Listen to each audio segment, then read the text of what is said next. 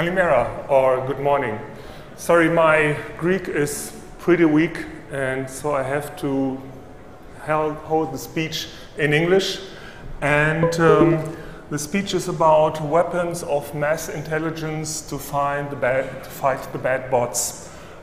So you already heard about big data, about SIEM, how to find out what is happening in your network. You already heard that monitoring is important, and it's the same approach for us. So this is what you imagine your internet, the internet looks like.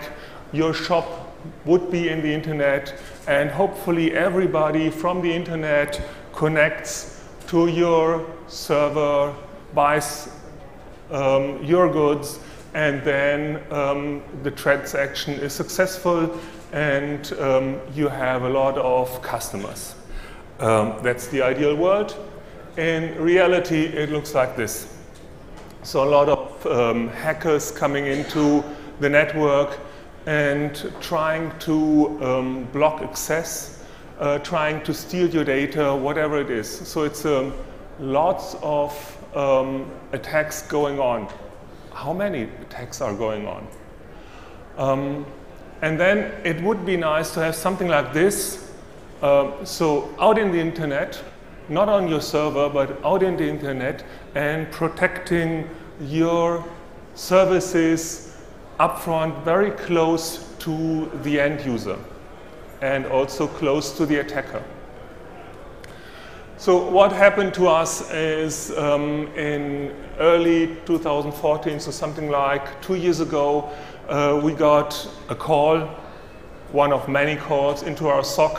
That's a picture of our SOC. And started like, Akamai, we are under attack. So one of our colleagues picked up the phone and tried to analyze what is happening here. And right now we've got 200 people working in our security operations center. So they are really concentrating on security. So it's a 24/7 SOC, very knowledgeable, and these guys really know what to do, how to look into what is happening here. So we did an analysis, and we found out it's a pretty old exploit. I told you it's 2 years ago, so they took an exploit that was already 7 years ago. And it was an attack that was based on PHP. But the machine they attacked was running ASP.NET, so it couldn't work. So we were wondering, why would somebody attack with this outdated exploit the wrong machine? So we looked into that. What else did the attacker do? And we found out he did a lot. So at the same time, he attacked more than 2,000 exploits. And then we went on, what else did he do? And we found out he attacked 34 different sites, not only the guy that called us, not only this company, but also other companies. So that was in total 24,000 attacks. So sorry about this presentation, it's full of numbers, but it's only to show you the magnitude or how big the threat really is. So then we digged into that, and we found out it's a botnet. So somebody controlling a botnet of 272 servers, and they attacked 1,600 whatever different applications, and more than 1 million attacks in 2 weeks. Would you have imagined that it's this size of attacks that we are seeing? Okay. So what else? What did we learn from this? So we thought about, now we know what happened, what to do with this data. So what you can do is, if you know how somebody attacks your site, one of the speeches here is, if you want to know the bad guys, you have to think like a bad guy. And this is what we try to do.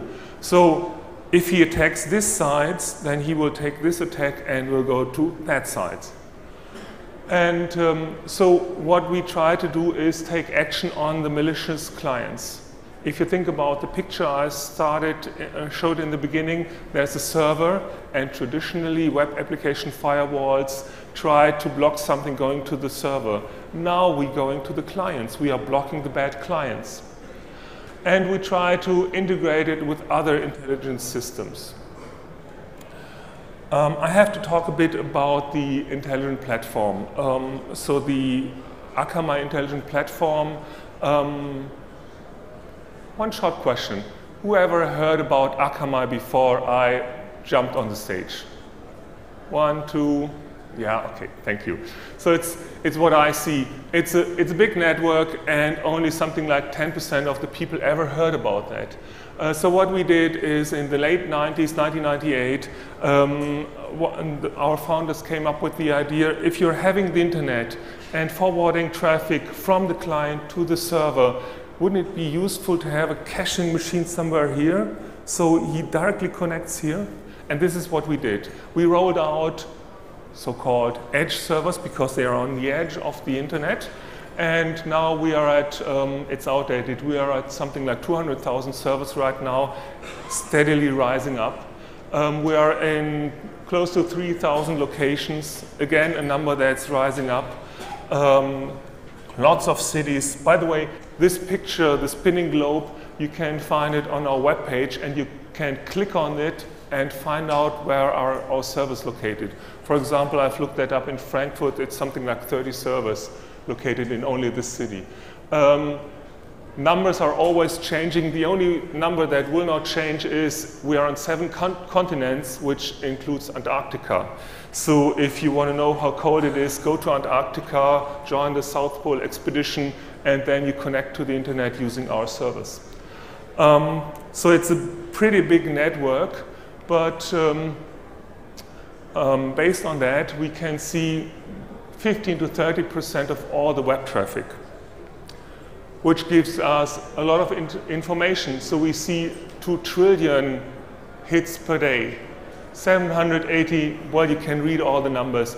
In essence, we see every single IP address on the world once per week. It produces a lot of log lines. So you see 260 terabytes of compressed daily logs. We are not talking about videos or JPEGs or something like that. It's only log lines, and it's compressed already. So we try to take this data, this big data, and make sense out of it. So we came up with the idea of client reputation. Client reputation is not new. You've heard about that up front if you have been in the spam industry. I've been in the spam industry for 5 years, and client reputation is pretty solid there. But it's another scale here. So what we did is we record behavior that we have seen up front. So past behavior, and we use this data. So from this website, somebody hacking this website, we use the information we are getting here and porting it to other websites. So we can secure servers based on the information we got from somebody else's servers. We can attach a risk score to bad clients. So the basic idea is not to say this is bad, this is good, but we've got 10 different scales here. And then we take action based on the risk score. What to do with this data? Well, we have set up a Hadoop cluster. Just a small server is not enough. What we took is our web application firewall triggers. I told you about these servers we've got out there, and all of them can have a web application firewalls. These are our servers, it's our software, so it's based on Linux. In theory, it's based on Linux, and we can do with the software whatever we like. And on some of these servers, we spin up web application firewalls, and we can see what is happening if the traffic passes by. We can look into that, analyze it, and then put the log into the Hadoop cluster. From our CDN, so Content Delivery Network, with something like a WAF Lite, So we analyze the data we are having here, and we get, well, 13 trillion log lines a day. Challenge here was how to do that, how to filter that, how to parse it.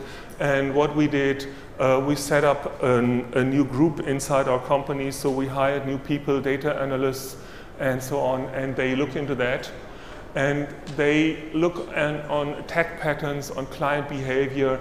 So in essence, they try to find out what are they doing, what is this guy doing, or what is this server doing, and put this information into the client reputation, into the score. So what we found is we need to store 2 petabytes of data. Again, an outdated number, we are right now at around 4 petabytes of data. As I said, no video, just log lines. We are collecting 20 terabytes of daily attack data, and this 20 terabytes is only IP address to IP address. It's all port 80, port 443, so it's only who is connecting to what. So it's metadata. And we store that for up to 90 days.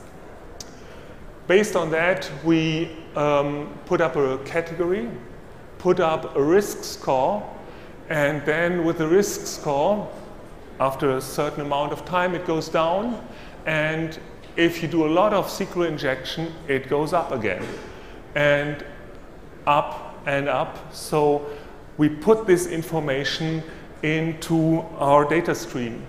So if you're a good user or a bad user, you will go through the web application firewall. But if you put on client reputation up front, then we will forward the good user, but we will block the bad user. On the top, that's a proxy in between. For example, if you're using a smartphone, then probably you go through a super proxy, and we don't block that, but there is still the web application firewall. So what's the advantage of client reputation? We can see all activities of end users. We even see what the good ones are doing. We can correlate between events. We can see distributed attack sources. So even if somebody attacks with this IP address, that IP address, and that IP address, so we see changing IP addresses, but the same attack pattern. So something that a normal SIEM would not see. And in the end, based on client reputation, we can even block them before they go to the reconnaissance phase. You know, reconnaissance phase is they check your website and find out the weak spots and then attack you. And we can block it up front. So as a summary, the client reputation is the track record of the criminals in the internet. It focuses on the sources. As I said up front, we secure the server. Yes, we still do with the web application firewall. But if you block already the bad clients, it's a magnitude of around 10. So 10 times the amount of blocks we can do on the client reputation. To be more precise, it's up to the user to block it because you can take action on the score. So all in all, it's an add-on to the web application firewall, and you can put it up front to your servers if you're using the Akamai system. If you've got more questions, I'm upstairs. I'm here for the day, and you can go upstairs and take a talk to me. By the way, check stateoftheinternet.com, nice visualizations and more data about that. Thank you very much.